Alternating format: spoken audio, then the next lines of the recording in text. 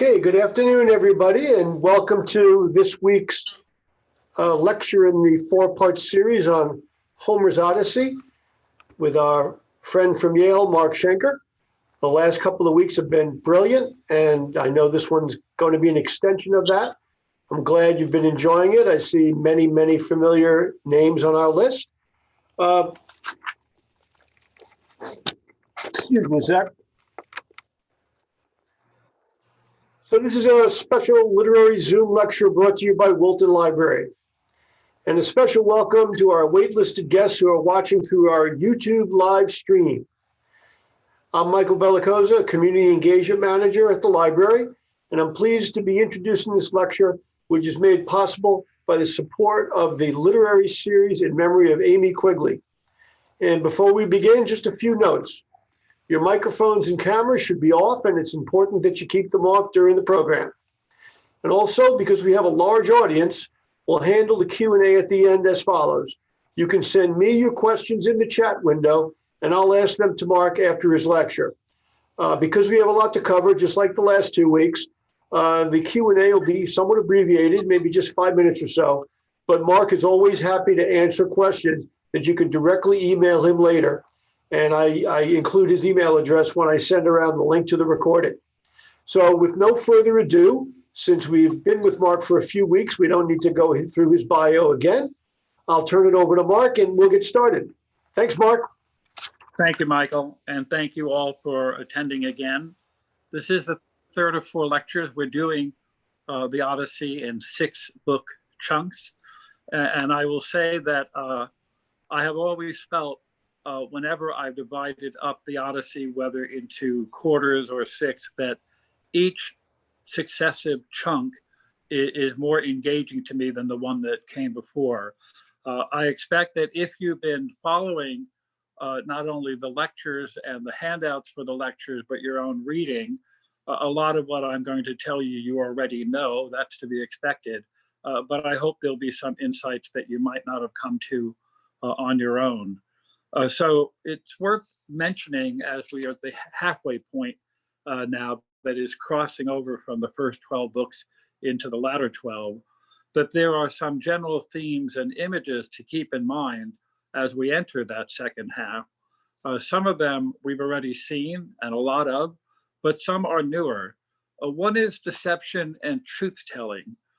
This has been a feature of Odysseus, who's a kind of heroic liar, the man of cunning, the man of many twists and turns throughout the epic, but it becomes especially sensitive now for all the reasons that he's essentially working undercover on his own native ground. So deception and truth-telling take on a special weight in these 12 books. Related to that, the images and language of covering and unmasking. We remember that Calypso, the name Calypso, means she who hides or covers. And we talked about how Odysseus covered himself up the way a person who was zealous to keep the spark alive of a fire that had to be resuscitated the next day might cover it up. Lots of attention to covering and unmasking for the same reasons of working undercover. And there are many actions of Athena. In fact, nearly the only supernatural activity of these latter books, if you don't count the omens that are coming, that are read supernaturally, but are of natural things. All of the supernaturalism of the epic now is concentrated mainly in the actions of Athena, who constantly disguises or alters or improves or degrades Odysseus in his appearance and his nature, and then restores him. There's a lot of that throughout the entire epic, but especially in these 12 books. You might recall from the first lecture's handout that I mentioned the pattern that's going to govern the book, that return, that is of the hero, has to be joined with remembrance of the people who are home, and that the remembrance has to entail both revelation, he has to present himself, or Athena has to present him, and then recognition. His revelation has to be accepted. So it's an actual transaction. It's not something that Odysseus can bully his way through. It's not a job for a warrior. It's a job for someone with some diplomacy. And that return, joined with remembrance, with its two parts, revelation and recognition, is what leads to restoration, which is what the whole epic is aiming for. In that sense, it's a comedy in the Greek sense, not ha-ha comedy, but the restoration of the status quo of normalcy. The Iliad ends with a tragedy, the ritualistic celebration of the death of Hector, a great man fallen low. This book ends as a comedy. Another theme that we've seen before and is going to take on special weight in the last 12 books is the impiety and punishment or revenge. What the gods do, what human beings are authorized to do for those who are irreverent. And that, of course, is going to matter significantly with the many suitors who have overrun Penelope and Odysseus's homestead.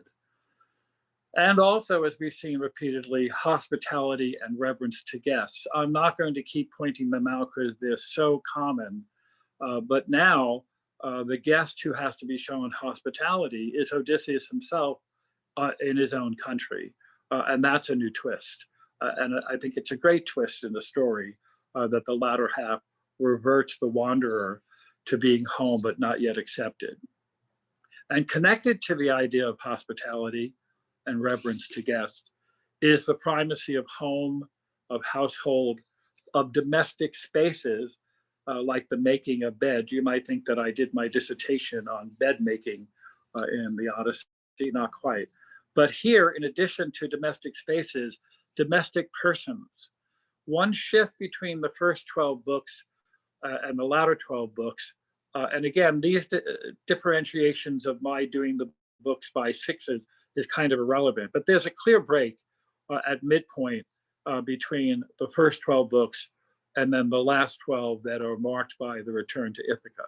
No matter how you parse the Odyssey, that separation is real.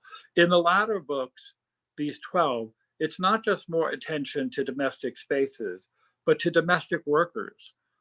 One of the signs that things are going to improve is that the idea of retribution for the suitors has worked its way down to the working class people, to the servants who are more likely properly slaves in the household. And that's very significant, because once it gets down to that level, you know that it's for real. This is very similar to Shakespeare's tragedies, that when the servants start to get a sense that things are wrong, when they stand up for what they think is right, you know that the end is coming in a positive way soon. So you could almost say that the supernatural monsters and gods that are so populous in the first 12 books are largely eradicated in favor of these swineherds, goat herds, housemaids, nurses that now take on a special weight of the people, So despite these echoes and repetitions, that is how many of the themes we've seen earlier occur in these books, the last 12 books of the epic are markedly different from the first 12 in setting, in tempo, and even to some extent in genre. From book 13 on, we, like our hero, are largely land-bound. That's extraordinarily significant. There is a kind of mini flashback to Telemachus coming on his ship, and the book 13 begins with Odysseus being delivered by the Phaeacians. But it's a land-bound narrative, and instead of roaming all over the Ionian and Aegean seas, it's in Ithaca, in the neighborhood or on the property of the home palace, if you will, of Odysseus. The narrative is constantly directing us to Odysseus's future revenge on the interloping suitors. Everybody who listened to this poem the first time knows that's what's coming. But even as it's constantly hinting and pushing it in that direction, it's also consistently delaying that outcome with new episodes, new characters, narratives false and true, revelations and multiple disbelievers. Odysseus doesn't believe Athena when she, disguised as a shepherd boy, assures him that he's finally home. Eumaeus doesn't believe Odysseus, who's disguised as a beggar, when he assures the swineherd that his master Odysseus will soon return.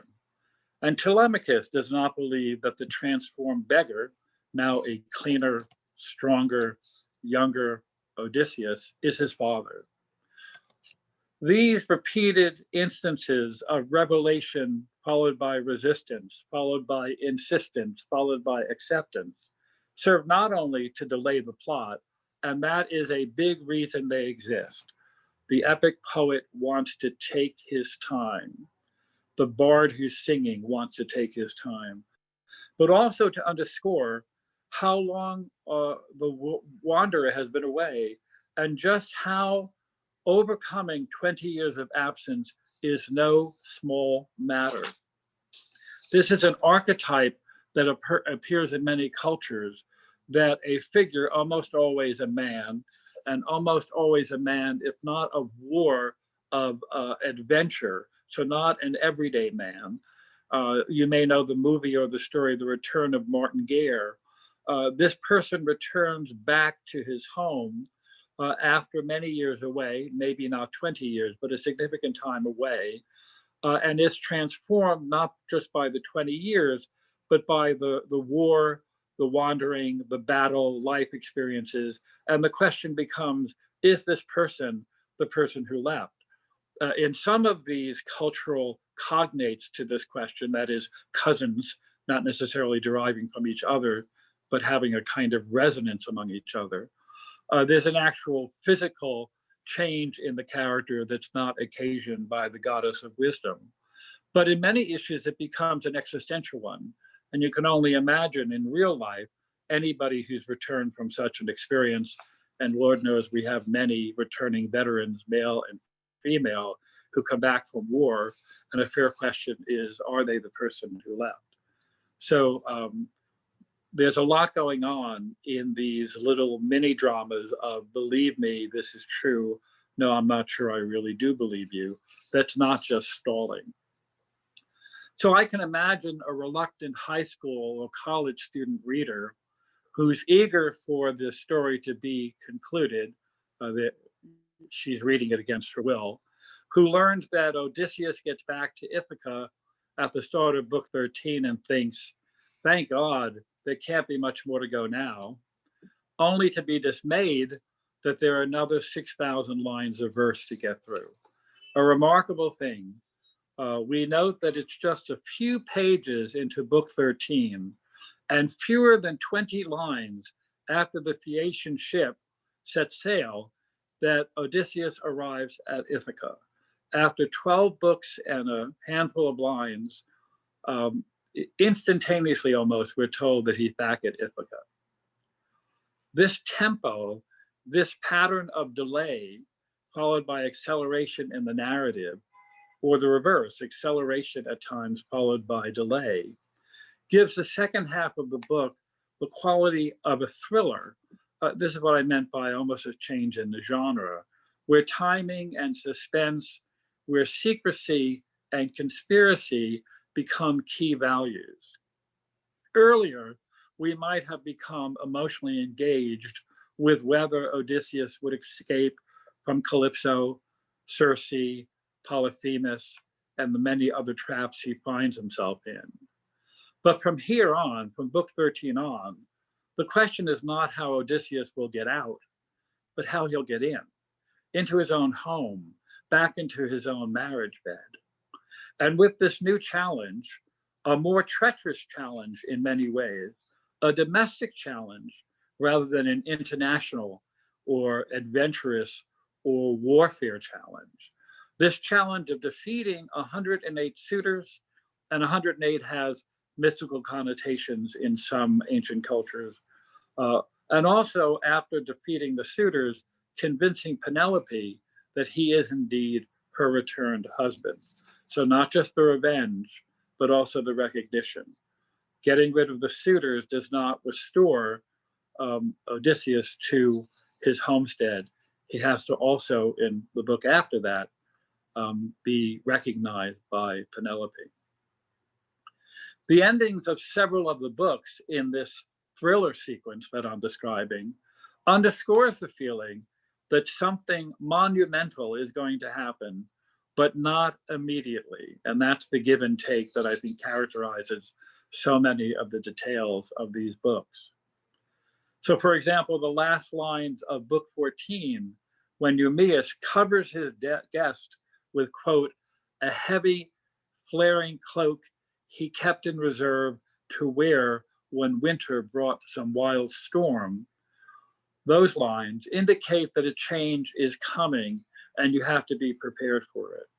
And in case we've missed the implication of the short description, 10 lines later, at the very last lines of the book, this is book 14, we read of Eumaeus, then he went out to sleep where his white tusked boars had settled down for the night, just under a jutting crag that broke the north wind's blast.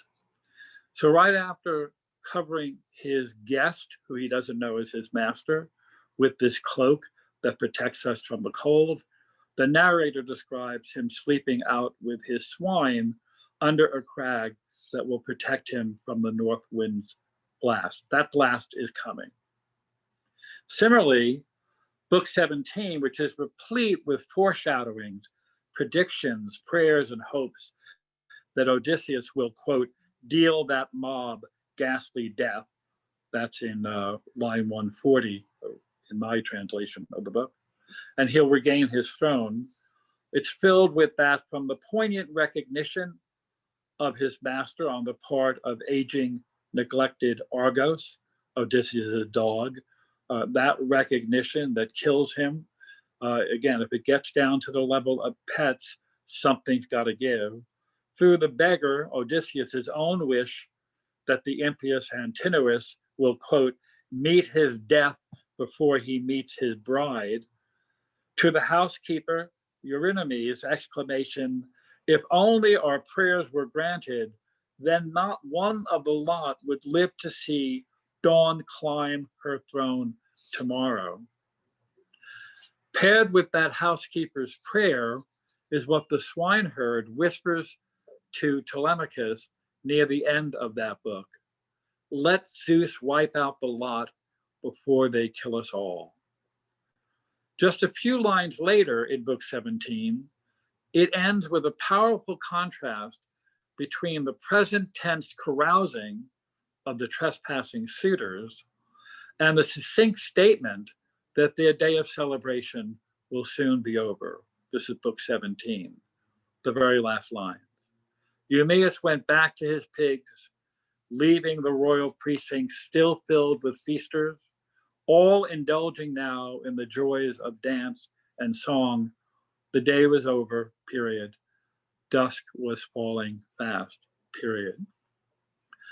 Those two half lines, the day was over, dusk was falling fast, some of its modernity owes to Fagel's translation.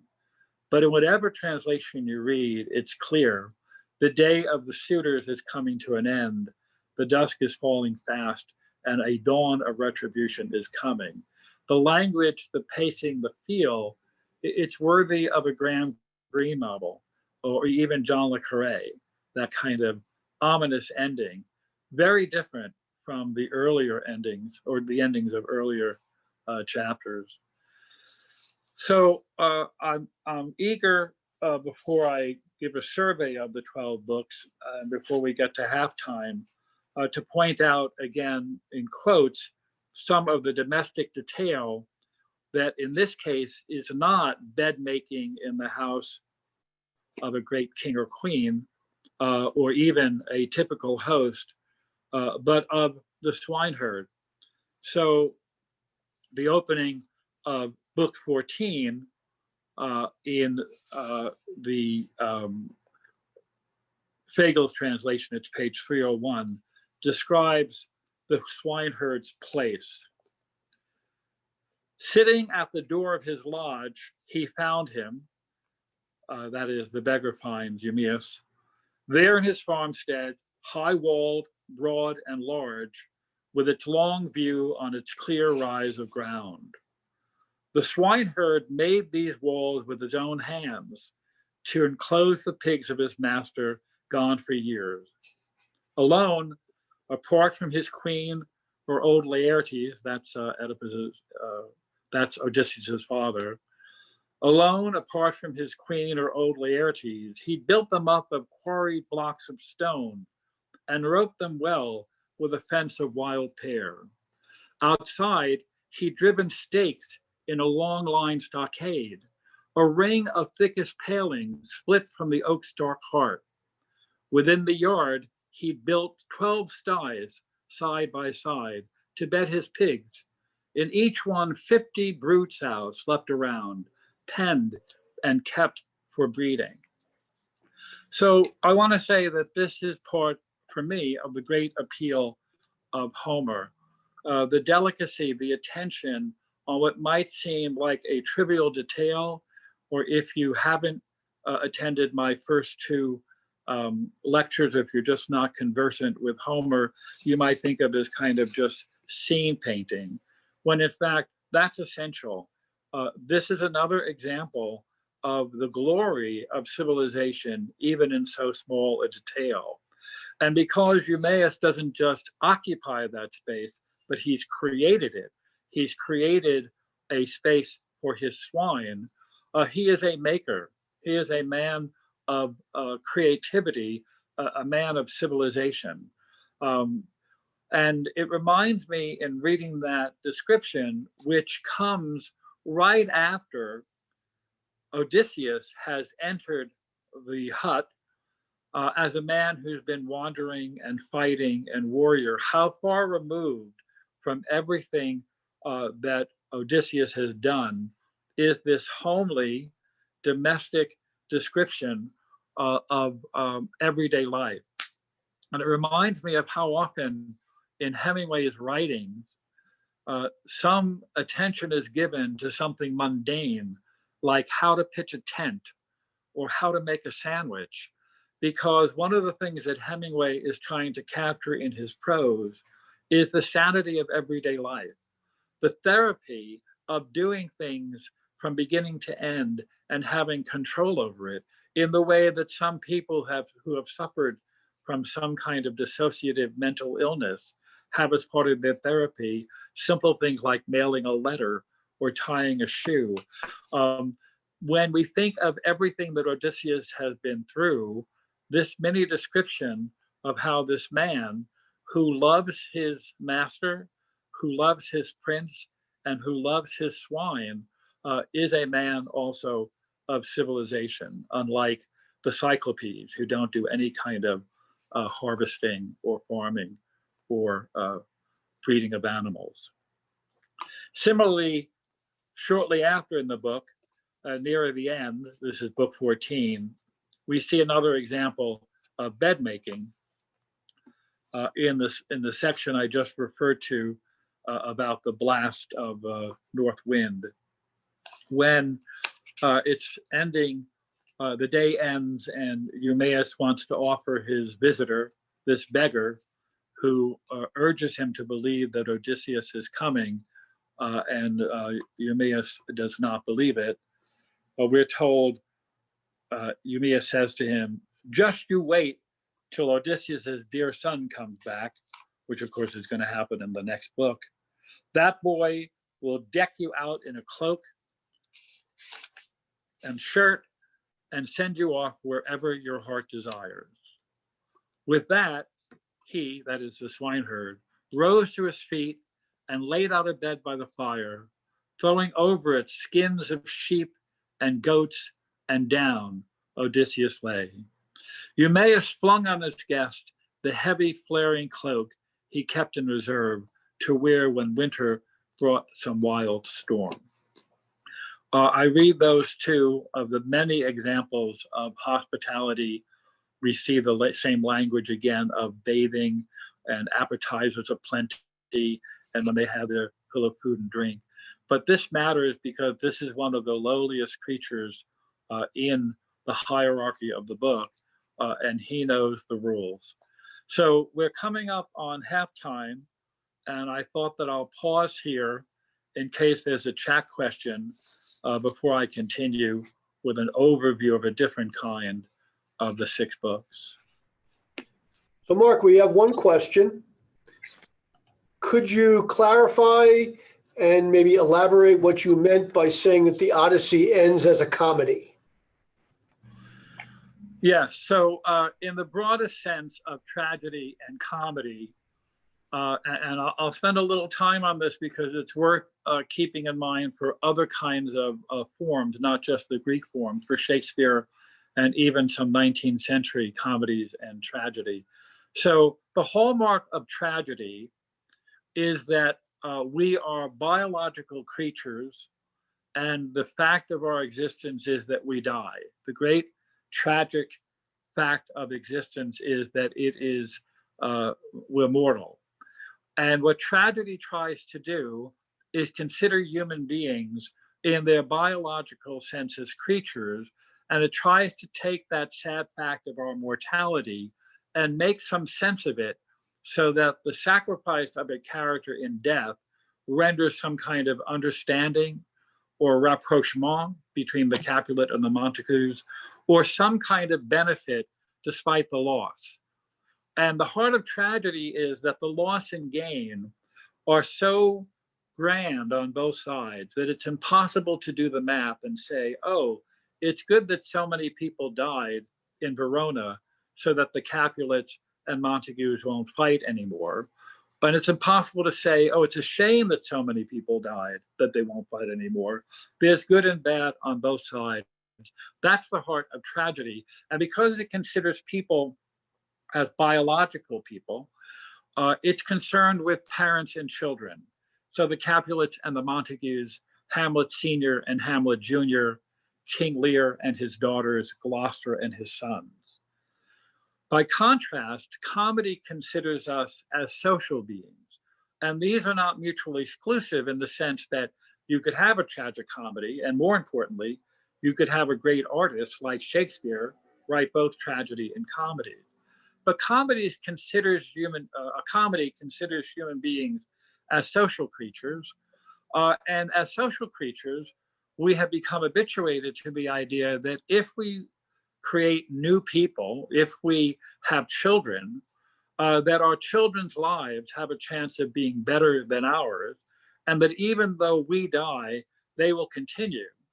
And for much of Western civilization, until about 2008, it was in the papers, you can read about it, it was true that in the Western world, the generation that followed was typically better off than the generation that preceded.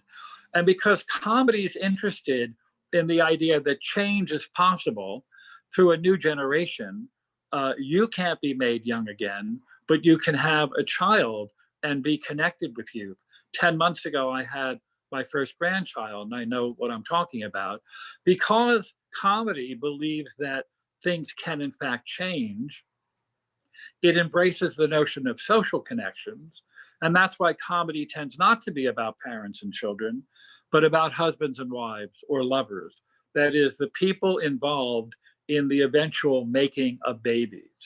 And because the making of babies doesn't translate very well to most stages, most comedies end with marriages, like Jane Austen or Midsummer Night's Dream or As You Like It, and on and on. And the comedy there is not necessarily funny, although Jane Austen's very witty and Shakespeare's plays comedy is the same, but a promise of a new hope. Death cannot be defeated in my own lifetime. I will die, but things will change. And that's why situation comedy, like in your average half-hour TV show, depends upon the notion that no matter how bad it looks, give up 22 minutes, and things will get better. The hallmark of that is the movie that Tom Stoppard co-wrote, Shakespeare in Love, where more than one character says, it all turns out all right at the end. Nobody knows why, it just does. So that may seem long-winded, but I hope that wasn't useless. It will all turn out all right in the end for Odysseus. Nobody knows why, because the guy's been, a piece of work, as my foster mother would say, and yet he is going to be rewarded and things turn out all right. In that sense, it's absolutely a comedy. So, Michael, shall I go on after that one question? Yep, let's keep going. That was great. Thanks, Mark. Okay, thanks.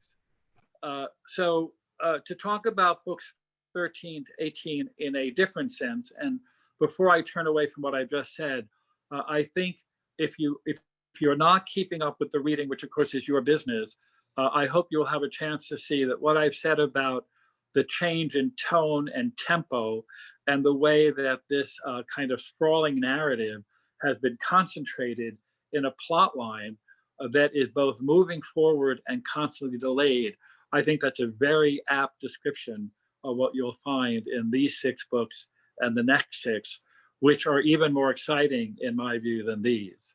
So this section of the epic, tonight's section, which covers the landing of Odysseus and his reunion with Telemachus, are replete with themes and images of return and remembrance and revelation. So I've mentioned that already. So there's the constant idea that even after Athena reveals herself to Odysseus, but you never recognized me, did you?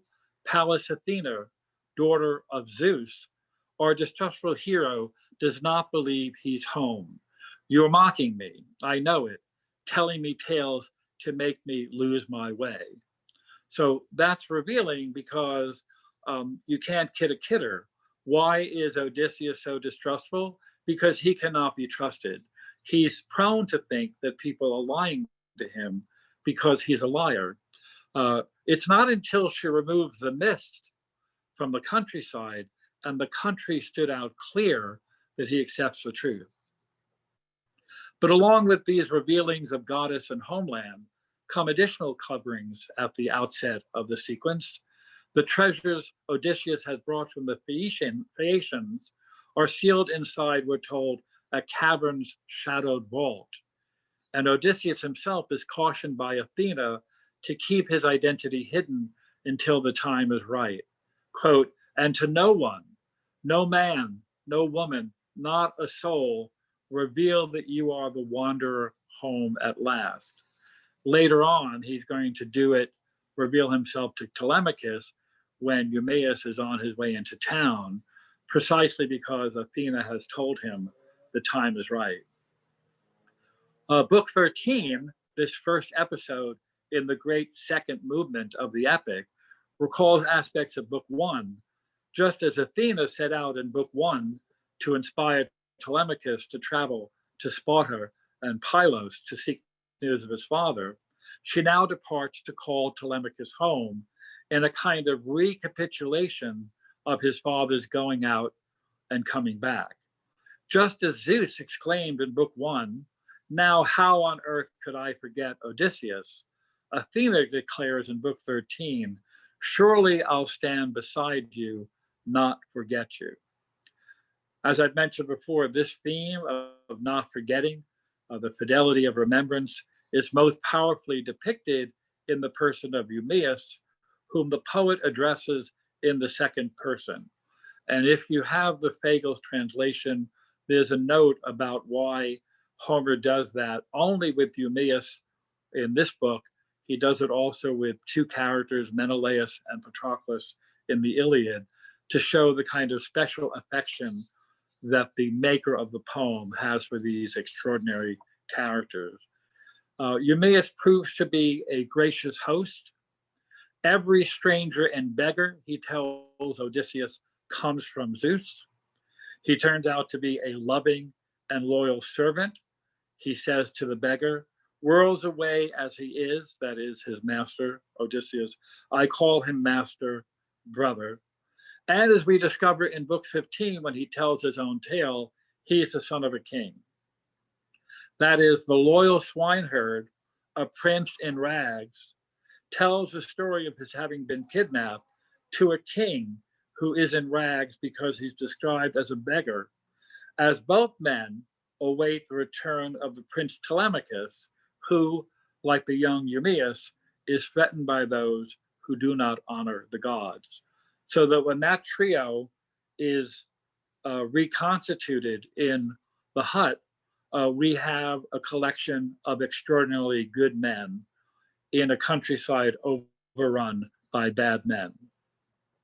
The association of Eumaeus and Telemachus is strengthened by the fact that in Book 15, Telemachus reveals his identity to the seer in response to many questions, just as Eumaeus tells his story in response to a similar invitation from Odysseus.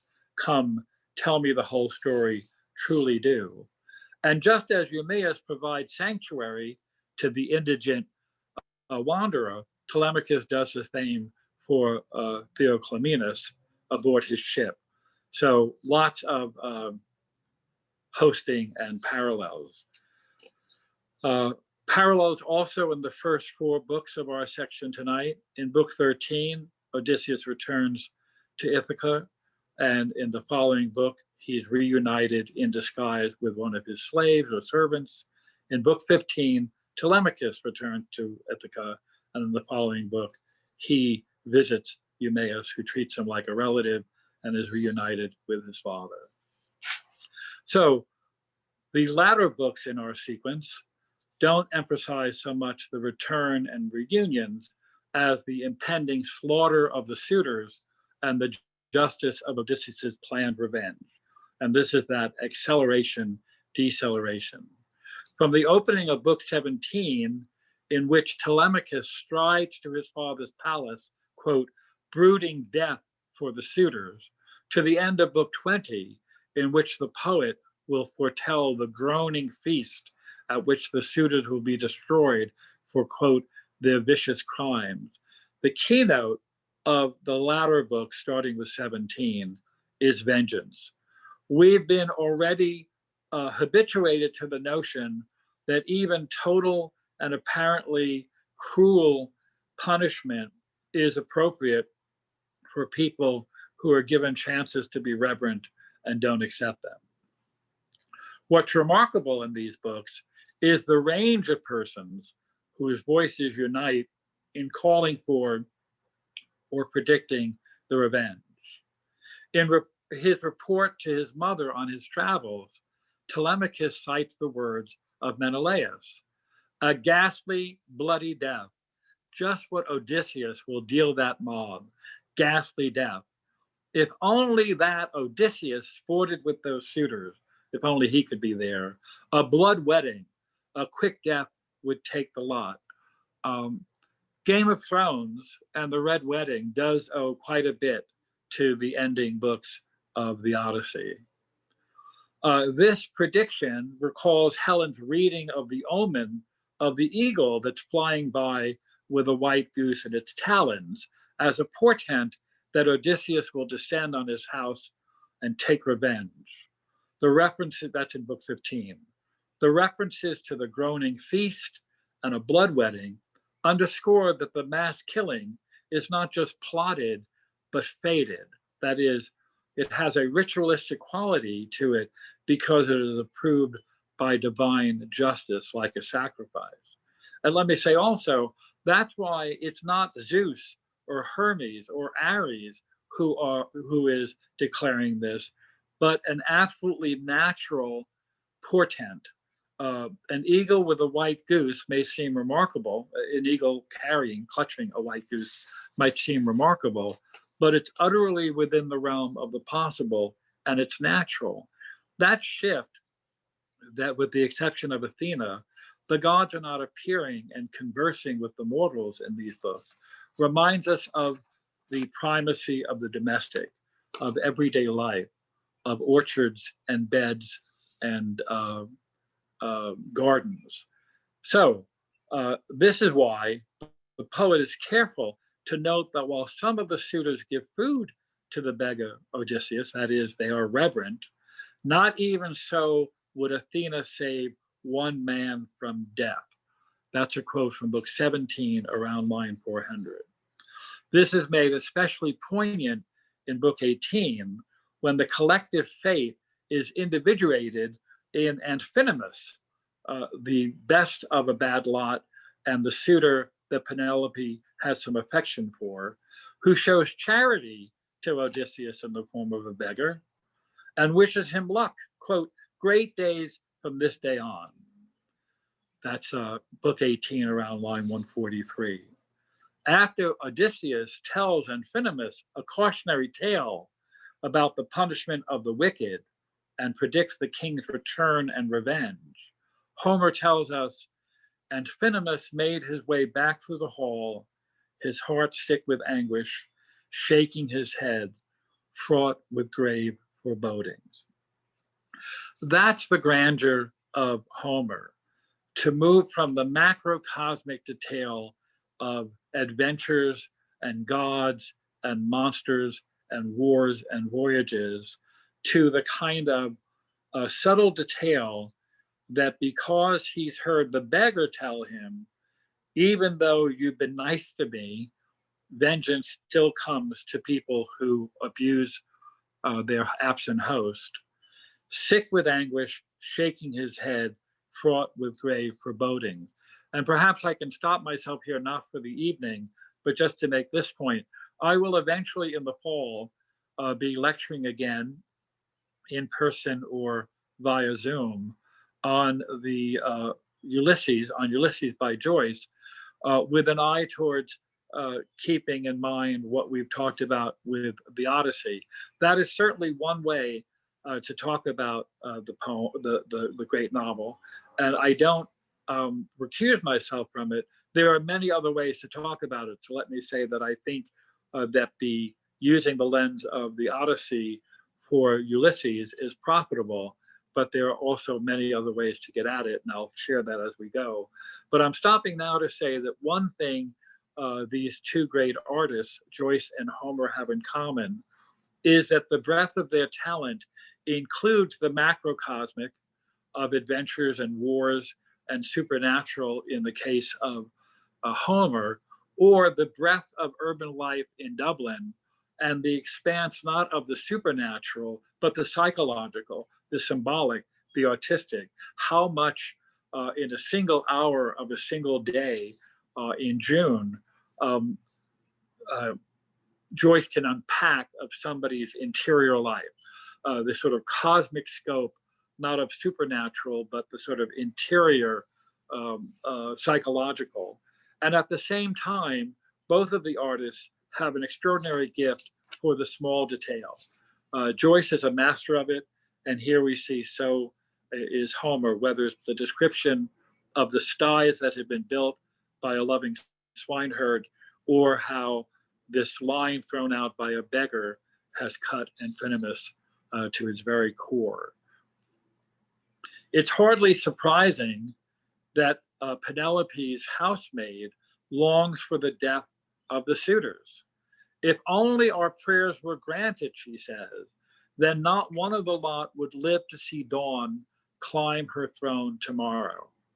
But added to her voice is that of Eumaeus, that of Eurycleia, the old nurse, and even an unnamed serving woman grinding grain, who sees in the fact of thunder an omen, who says in book 20, as we'll see, so poor as I am, grant me my prayer as well.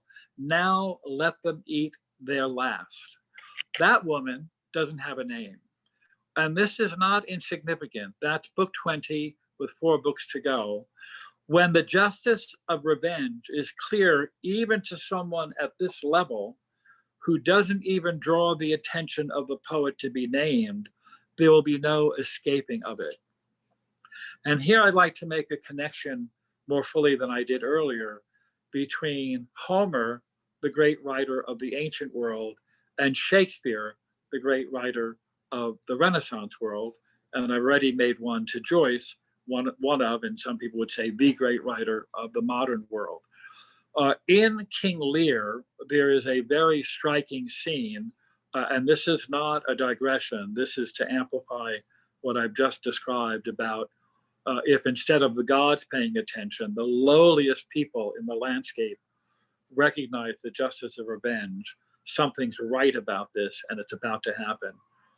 There's a scene in King Lear where the evil sisters Goneril and Regan and their husbands have captured Gloucester, a friend and Duke of the king, to ask him where King Lear has wandered off to. And when he refuses to tell, Cornwall crushes out one of Gloucester's eyes. He tortures him by putting his boot in his eye. And when he's about to do the same to the other eye, when he doesn't get the answer he wants, and says sarcastically, "Let me even it up because one side will mock the other," one of his servants, one of Cornwall's servants who's standing behind him, says, "Hold, my lord, I have served you ever since I was a child, but better service have I never done you than now to bid you hold." This servant draws a knife on his master. He's Cornwall's servant, and says, "I am not opposing you. I am serving you by opposing you because you have gone so far off from what's appropriate." That extraordinary line, that extraordinary actor role does not last long, because he's stabbed from behind by one of the treacherous sisters. And he's not given a name. He is, I think, servant number one. He could be servant number two, I don't remember. But the point is the same. Once that happens, once a servant who is unnamed even speaks for us and channels our wanting to stop the double blinding of Gloucester, you know that things are going to turn around, and they do.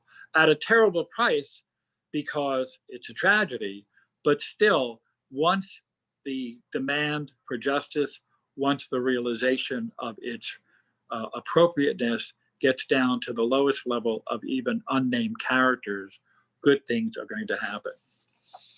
So I'm going to stop there, only in the hope that as we get closer to the end, not just today, but next time, you might have more questions in real time that I can answer. And as with several of the questions we've had so far in the chat, including the one about comedy, I think I've made good use of your time by answering them. So we have about 10 minutes, Michael, and I thought I'd invite you if there's a chat question again.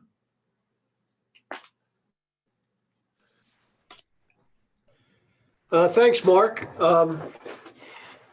So far, we've got a couple of comments of people who are congratulating you on having a grandchild. Right. Well, right. I'm sorry we only have 10 minutes. That's excellent. That's very good. Thank you. Thank you. The one thing that I really liked the conceptual model you put together there of the macro and the micro both being covered or synthesized in one piece of literary work. I really like that model a lot. Think about things like the scale of the universe and what solar systems and what galaxies look like. And then when you go all the way down to atoms, and they look the same, even though one is absolutely microscopic and the other one is the largest structure in the universe. So I think you made a great point that really great writers can have both of those perspectives and work on both of those levels in their work. Yeah, I will say also that there hasn't been, to my knowledge, a full-scale cinematic rendering of the Odyssey. The Iliad has showed up more frequently, I think, on the big screen. There may be such a movie, and I mean a movie of kind of the whole of the Odyssey. Most renderings are interested in only the sort of supernatural, fantastic adventure stuff, and they don't have the patience for the second half. But I do think that one of the things about great writers is well before the cinema was invented, there's a cinematic quality to reading Homer where you can imagine seeing in close-up the detail of what's described of the swineherd's work at the beginning of book 14, or you can see the expression on the face of the suitor who turns and leaves, heartsick, that even though he's basically a decent man doing a terrible thing, I think that's the way we're supposed to see him, as kind of a good guy fallen in with a very large and very bad lot. There's not going to be any mercy for him. And if it were a movie, we would see that close up. This is very common also in Joyce. And let me say that one important difference is, although characters in the Odyssey, I'm sorry, show some wit, there's not humor in the sense that we generally think of in the epic. There is taunting humor in the Iliad, the kind of black comic jokes that men at war might make. But there's little humor in Homer, whereas Ulysses is a very funny book. And because many people come to it under duress, because they read it as a truly academic exercise on a class, they don't open themselves up to the fact that it's meant to be self-parodying, that the author of the book is having some fun with himself, because after all, he doesn't make the young Dublin-born Irish artist the hero of the book. He makes the middle-aged Jewish businessman the hero of the book as part of his generosity. Right. I'll say one thing before I conclude, and that is one of the patterns to look for in any literary work of art, whether it's a poem or a play, short story, novel, epic, are patterns of repetition with a slight difference.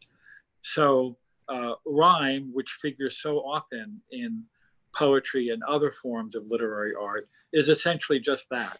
It's repetition with a slight difference.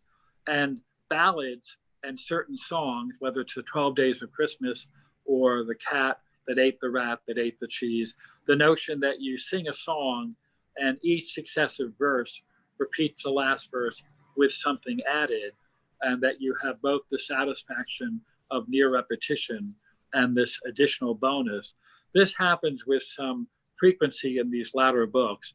And the best example is that in book 18, the last of the books we're looking at tonight, when a serving girl, Melantho, also mocks Odysseus, and it gets to be out of hand, we see that he is abused again when Eurymachus, one of the two truly evil suitors, throws a stool at Odysseus, but misses him.